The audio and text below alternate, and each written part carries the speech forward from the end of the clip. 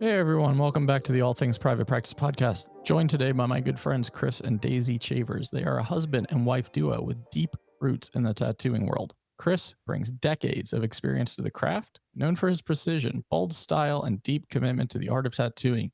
Daisy specializes in delicate florals, fine line work, and cosmetic and paramedical tattooing, offering everything from scar camouflage to restorative procedures. Together, they have built a reputation for excellence, creativity, and care in every piece of work that they do. Daisy is now expanding her creative expression beyond the tattoo studio and into the world of writing. Her latest venture blends humor, heart, and hard-won wisdom, offering stories that connect, heal, and inspire. They are the co-owners of Red Rabbit Tattoo. And if you see my tattoos on the podcast, or you're one of the people who sometimes comes up to me in general public and says, I'm just trying to see if I can match your tattoos to your body from your profile picture, which isn't creepy at all. They've done most of them. So the reason that I have tattoo artists on this podcast today is because, this is mostly an entrepreneurial podcast. And I think you guys are the epitome of being entrepreneurs because you've owned small businesses for most of your life, especially while you two have been together.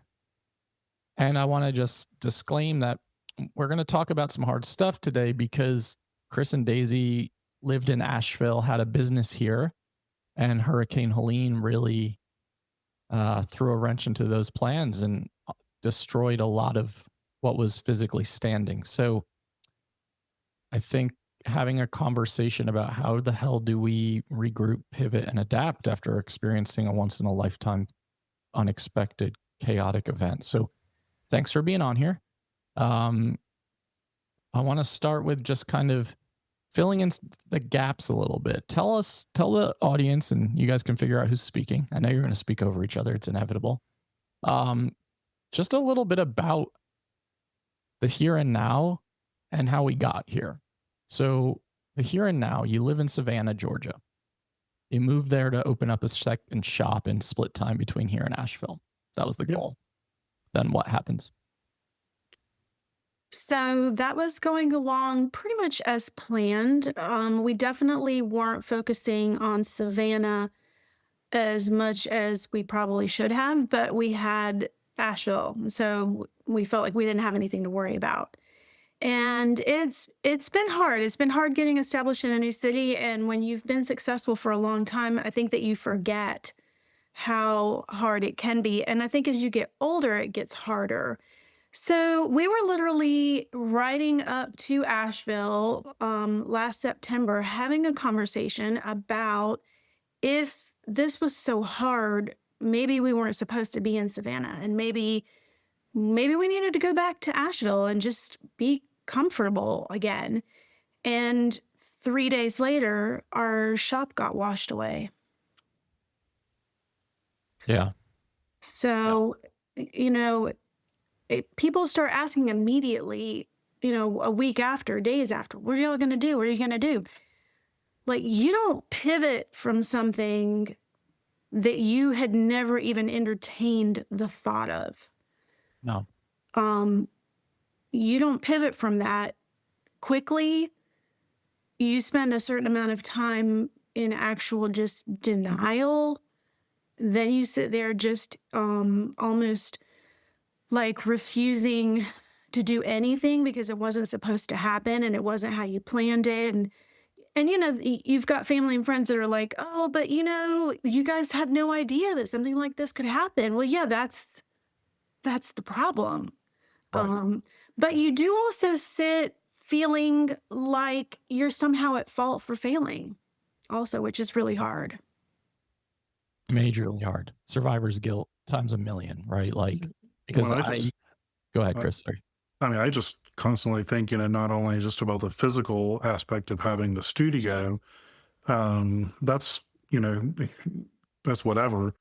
For me, I constantly am thinking about, half of our clientele, instantly lost jobs, and then, and as of last month, we're still hearing about another wave of people leaving Asheville because those jobs didn't come back, that did stick around. And, now they're having to broaden their horizons and pivot. And, that's hard. It's Sorry. hard, it's hard to, say, please come get a tattoo when, they're, don't have jobs and haven't had jobs and have just been piecing together anything they can Yeah. for a long time. They're in survival mode. Yes. You're in survival mode. You need to rely on doing tattoo work to pay your bills. Yeah. Most of your clientele who lived here is either moving away from the city because for those of you who don't know, who are listening, or who knew very briefly in the blip of the news cycle, Asheville is still in shambles. Like, we have parts of it that are coming back, but this is a long fucking journey of rebuilding, and entire sections of Western North Carolina were washed away in the blink of an eye. And it's weird to talk about this now, but we're almost at a year, which is wild. But I was standing on the bridge the day that the hurricane happened with about 200 other people, no cell phone service or Wi-Fi or ability to communicate, watching the French Broad River wash everything away in its path. And one of the things that I saw it wash away was your shop. And I thought to myself, one, holy shit, I hope they're not in there. Two, And we almost were. I don't know if they know this is even happening because we can't No, we communicate. didn't. Three, I was just thinking about people's livelihoods being lost in the blink of an eye. The things that they worked so fucking hard for, to watch restaurants, bars, little art galleries, your tattoo shop, food trucks, just all flowing down the river in a matter of seconds. People's homes. I mean, Well, and these things are, you wish that it was a business but a small business is a culmination of a life, because everything that you're doing as an entrepreneur, and especially a very small business, you're building, it's little building blocks. it's not just the people that open the business, it's the people that really support the business. That's the small business. Yeah. Yeah. And you guys had put roots down here for almost a decade, Yeah. building that community. And, it's a hard thing to conceptualize because it's one of those things that never should have happened. And I think until someone lives through a climate disaster, because that's what it was, it's considered a once in 2,000 year ecological event. You really don't have an understanding of how impactful it is and how traumatizing it is collectively to the community, because our news cycle moves so quickly that Asheville was on the news cycle for maybe a week or 2 weeks. Yeah. And then all of a sudden we're on to the next thing, the next atrocity, the next tragedy, whatever's happening in this current iteration of America. And it just gets lost. And I have so many people in my life who are like, you guys are fine, right? Like, everything's back to normal. And I'm like, this is Hurricane Katrina level-esque, and we don't think we will ever be back to normal in our lifetimes. But it's kind of amazing. Well, after the fact, we look at, we remember we were in business, we had a new business when the towers fell, 9/11, the 2008 financial crisis. I had cancer, Yeah. I mean, we've been through COVID. I mean, how many more, disasters can people go through? It's starting to wonder. But it's weird because there's a lot of times that, like, things happen to you, but they happen to you, and so you sort through. But when it is an entire community, Yeah. you can't get over that as quickly as you would something that just personally happened to you. Yeah. Everyone was affected in some way. Yeah, absolutely. And there's ripple effects from that. Yeah. And there will be impact for generations here, and to people who moved away, who were directly or somewhat directly impacted. So that brings me to the pivot place, right? Because Daisy, you alluded to the fact, like, how do you pivot from this? Like, how the hell do you pick up the pieces? And I guess for you two at this stage, like, this becomes the next iteration in the chapter of, like, what do we do next? Because you clearly are both unbelievably talented But as human beings, we only have so much capacity to carry this like burden and this load of how do we restart and get our footing back underneath us. Depends on the day. I mean, Yeah. there are days when I personally get up and I'm like, what if I'm just done? Can I just be done? Can I opt out now? Mm. Because I don't, it's very, very, very hard. For a while, it almost felt like we were just plugging holes constantly. Yeah. And we were able to get a small loan to tide us over. And so then you start like, well, could we invest a little bit in the business here? Could we improve that? Could I take a class here? But it all just feels like a knee-jerk, panicked Sure. reaction to just manage to stay afloat. It doesn't feel intentional. It hasn't felt intentional Yeah. for a year. Right. How could it? And the reality is that some of the trauma that we experience in events like this just doesn't like go away. It's stored in your body, it's stored in your nervous system. A lot of us are still kind of in this dissociated, like, how the hell did that happen? Trying to grapple and come to terms with it. People lost their homes, their lives, their businesses, their everything, right? So it's real. And then if you're here, you almost have that survivor's guilt of, but I'm okay in these ways, or I've survived this and this and that. And it's just really a mind fuck. So Chris, I know you've been like trying to be as creative as you can in order to figure out like, how do I continue to bring money in? So I know one thing y'all do is you come to Asheville once a month for about a week and you tattoo. But I also understand that a lot of your clientele has left the area because of a lot of different factors, or the economy is playing a big role as well. I mean, I think half of it is the economy and half of it is, the hurricane. Yeah. It's scary, like it's from being a very sought after person a few years ago to the hurricane and the economy kind of happening really at the same time. Yeah. I went from being booked for just months and months and months to, sure, I'll do, your whatever Pinterest tattoo because I've got a bill to pay. I don't really ever care. I mean, especially for my clientele, I'll do whatever. But it's it's like, a Michelin star restaurant guy, chef going and making a hot dog at a hot dog cart, Yeah. Well, you lose the passion for it, right? It's like, this is no longer lighting me up and this is not my dream job. This is more like survival and necessity. Yeah. And those are very different things. I mean, it definitely made us think too, and really even like before even the hurricane, we started being like, we need to really start diversifying our income, Right. even just being here in Savannah for the 3 weeks we are, our friend down the street, helped us get our boat captain's license.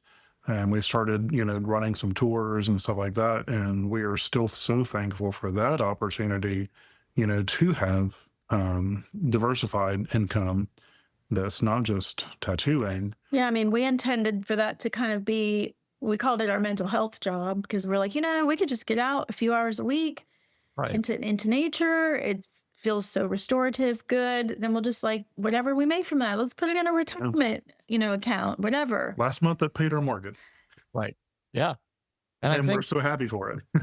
and that's one thing I want to highlight for those of you listening who are entrepreneurial. Like, sometimes it is this roller coaster of emotions and just plugging the holes, like Daisy was saying, and figuring out all of the different ways to bring in revenue.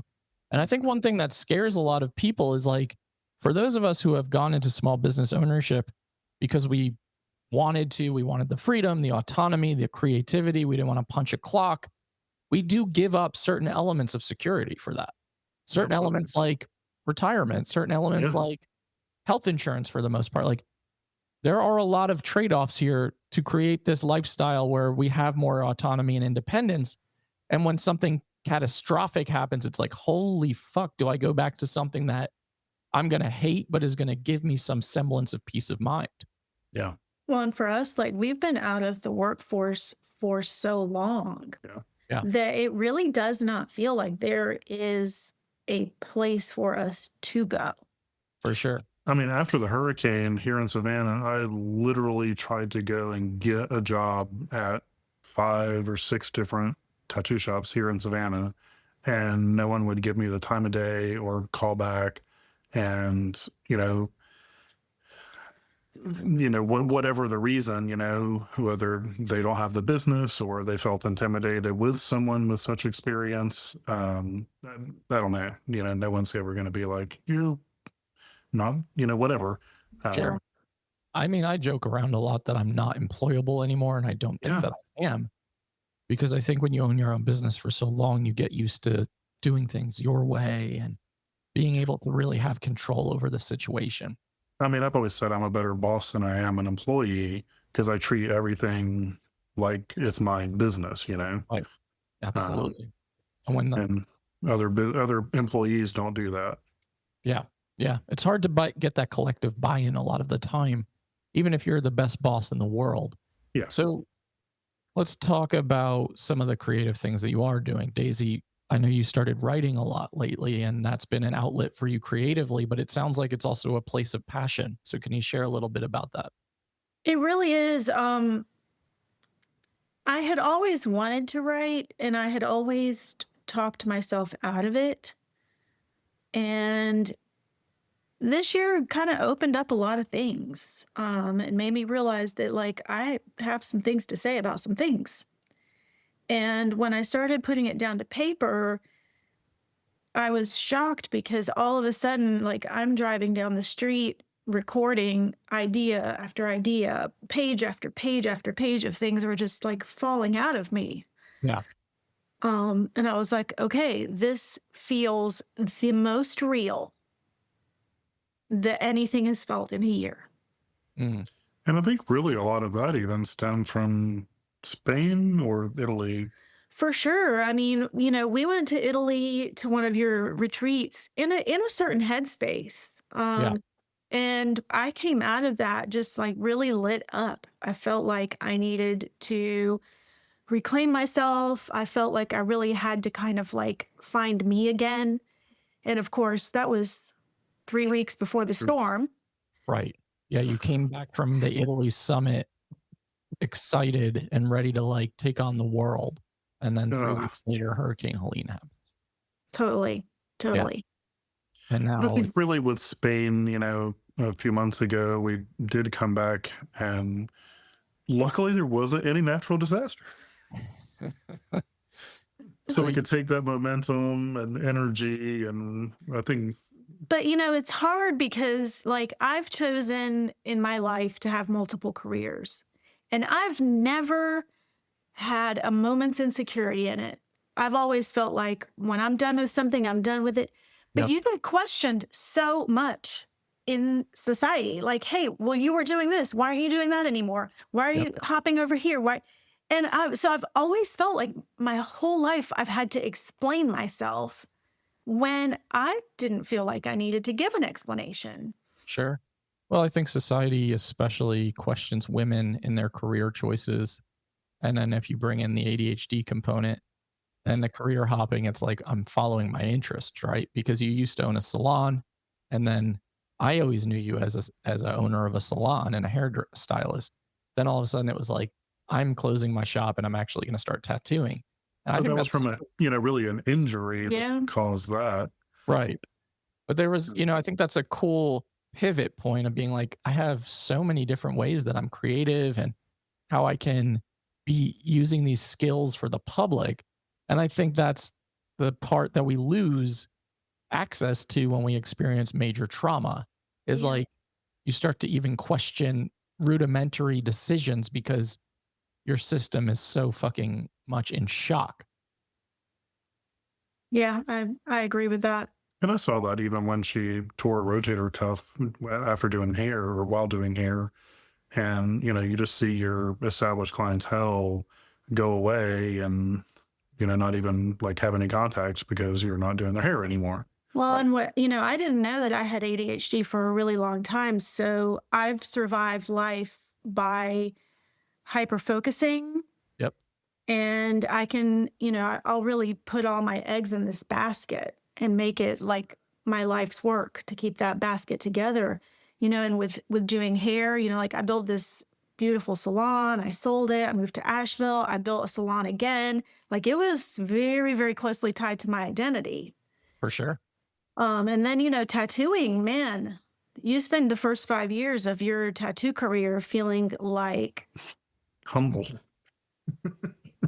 art in a very, very, very different way. I'm sure. And I'm sure it doesn't help when you're married to someone who is unbelievably talented, but doesn't shy away from letting you know how talented he is.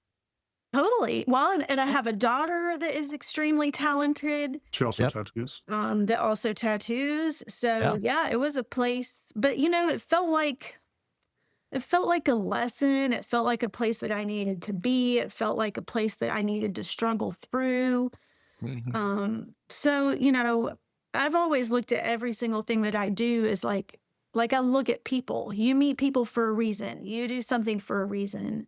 For sure. And when you need to move on to something else, it's for a reason too.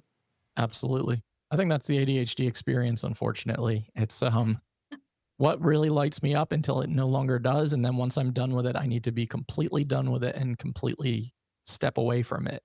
So I know that this is just a challenging time right now for both of you. And I think that it's going to be messy for a little while you kind of come out from under the weight of what happened.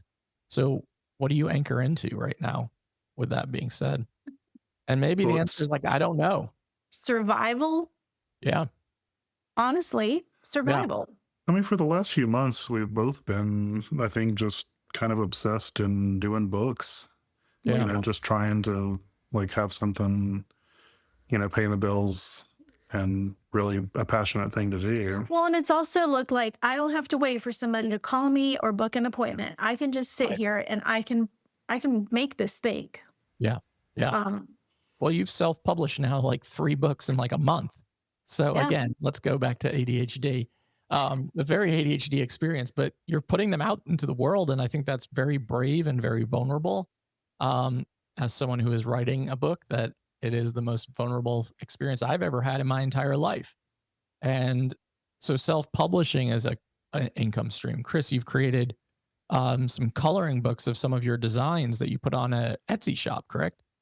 On On Amazon Amazon. also. Yeah. Okay. I mean, Yeah. 70% of books sold in the world goes through Amazon. So Right. So, I mean, these are income streams. So we've got book writing, we've got coloring books, we've got captaining these boats and doing these boat tours. We're still doing tattooing. I'll sell my socks if someone will pay for it. Apparently, Chris is going to be on OnlyFans. So we'll include the link in the show notes. Ugh. I don't remember the last time I wore socks, actually. Just living Oh, against the other. and I think that means it's an extra special offer then. So you need to put that in there. Like these were very Scarcely. rarely worn. I mean, I know it's tough, and I love both of you guys, and I know that it's a struggle, but I also see a lot of resilience and just trying to figure out what the fuck comes next and how to just continuously move towards that. And I give you a lot of credit because a lot of people would have honestly given up from this. I mean, what else are you going to do? You got to keep moving forward. I mean, I remember when you were like, I think I'm about to make my own private practice. I'm like, absolutely. And you were scared shitless. I was. Yeah, some idiot kept thinking like, doubt yourself, do it anyway. And then here we are today. Yeah, I didn't see this coming. And I think so often we do have self-doubt, and we do have that imposter syndrome and that fear of like, Yeah. how will this be received? Will it be successful? And instead of letting us talk ourselves out of moving forward, doing the thing anyway, and really just embracing all of the experience as not just a good, not just a bad, but acknowledging how beautiful this journey has been. And even when it's messy, I really Yeah. wouldn't want to have it any other way. I mean, at this point, I just try to look at like any of our, maybe it's a failure business or, just a mistake as, we are School of Hard Knocks. We didn't go to college. We've learned through every single one of those mistakes. Yeah. And one of my very good friends is an architect. that spent however many years that is, forever, and a lot of money to become an architect, like what worked out better, at the same, we're almost 50 years old, and, like the mistakes made versus the money spent, like who was better? I don't know. I think it's all about the same, really. I don't think it's about the things that we care about, the things that we're passionate about, our values. For me, freedom and autonomy is paramount. So the ability to work from home, the ability to work from anywhere, the ability to like say, no, I don't want to do anything today. I think that for me is more valuable than anything else. So I just No, seriously, today, right now, I will sell you my socks. We will, yeah, we're gonna have show notes with links to Chris's feet pics and socks. So I get a pedicure just the other day. It's so good. I have the utmost confidence that you two are going to navigate this and weather this storm, no pun intended. And for those of you listening, if you're like, damn, Patrick's tattoos are pretty cool, or these two seem like a cool couple, you can go to Savannah or to Asheville and still get tattooed. And I promise you that the end result will be absolutely worth it. And then including all the other things that you guys are doing. So we will have all of that in the show notes. But honestly, I just want you to try as hard as you can to just sit with the fact that you guys have endured something that most people will never endure in their entire lifetimes, and you're still here. So it's just anchoring into like connection and community and how to kind of dig ourselves out. Yeah. You've definitely helped us, Patrick. So much. Thank you. I always love when my guests just continue to build my cult following for me. So thanks for that. But in all seriousness. And speaking of cults. Yeah, that could be another income stream for sure. Well, I mean, Daisy's second book just came out today, actually. Yes, it's like I'll really... talk about it. Yeah. Yeah. So wait, what? I grew up in a cult. Yeah. And I would say it was in the last few months that I finally sat down one day and was like, you know what? Yeah, you fucking did grow up in a cult. And I was always very gracious and kind. And even the book is very gracious and kind of, the choices that people make. And of course, I was born into it, so it wasn't a choice for me. I had to make the choice to leave. Right. But I'm in a vulnerable place right now. My parents don't know that I've written this book. They don't know that it went live today. Right. I'm probably going to get some flack for it, but it also felt super duper liberating to be like, this was real. I love that. Yeah. Well, I think that's a powerful message that sounds like it needed to get out there. Available on Amazon. What a good hype, man. I mean, we will have links. Who's going to edit you out of all of that? To everything that they are creating, despite the fact that they did not give me any of those links for their bio. So we will have those, so they're easily accessible. We'll also have ways that you can book tattoos and get in touch with them for that as well. So what would you want to, just final thoughts, anything that you want to leave the listeners with at all? Or for yourselves? At the end of the day, I would not do anything differently. Like, being an entrepreneur is something I've never questioned. Doesn't mean that it's for everyone. Absolutely not. You have to really know where you thrive or where you're going to be your most creative. But still no regrets. And still, like you said, I see us pivoting. It's just taken longer than I think we wanted it to take. Yeah. Absolutely. I mean, again, I just want to reiterate that most people do not experience the stuff that we experienced last September. And it's going to just take time to work to get your nervous system back into a place where you have more capacity, your executive functioning is working a little bit better. You feel like you're able to make choices that make more sense and in alignment. Right now, it's really just like survival. Absolutely. I find most times we do have had to pivot, though it does end up being a bigger and better thing for us. Mm-hmm. So it's exciting, Leaning into that and trusting that this has happened before, maybe not in this way, Right. But if we can trust that when we've had hardships and hard times, it's ended up working out pretty well because we are resilient and creative and adaptable, and we're going to make it work. Yeah. Absolutely. Well, thank you both for coming on and making the time and sharing a little bit of your story. And I hope this helped and resonated for those of you listening. And again, we'll have all those links in the show notes so you have access to all of their books, workbooks, coloring books, tattoo information, etc. But thank you both. Socks. Yes, Chris's socks. I don't know where these socks are coming from. I mean, you might start wearing yours, and then here Chris's feet are now on OnlyFans, and here we go. Do what you got to do. Oh, man.